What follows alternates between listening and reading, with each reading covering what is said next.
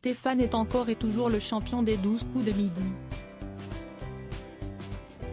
Un statut pas toujours facile à assumer pour le candidat médiatisé du jour au lendemain. Le candidat s'est confié sur cette nouvelle notoriété.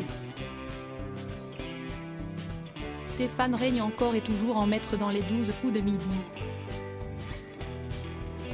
Ce mercredi 4 janvier, le candidat célébrait sa 137e participation à l'émission de TF1. Fort de sa cagnotte de 534 443 €, l'ouvrier originaire de la Haute-Marne est sur un petit nuage et savoure ses nombreuses victoires qui le hissent à la 5e place du classement des plus grands joueurs du programme de Jean-Luc Reichmann. Malheureusement pour lui, le père de famille vivrait ses derniers moments sur le plateau du jeu puisqu'il serait très prochainement éliminé. S'il ne devrait pas battre tous les records, Stéphane est en tout cas fier de son parcours, tout comme sa ville d'Éclaron, près de Saint-Dizier. Là-bas, le champion est devenu une vraie star auprès des habitants, ravis de l'admirer chaque midi sur le petit écran. Stéphane, de l'usine au plateau télé depuis sa médiatisation, Stéphane a d'ailleurs vu sa vie être bouleversée. J'aurais jamais imaginé vivre une telle chose, je ne réalise toujours pas, a-t-il confié en décembre dernier dans les colonnes du journal de la Haute-Marne.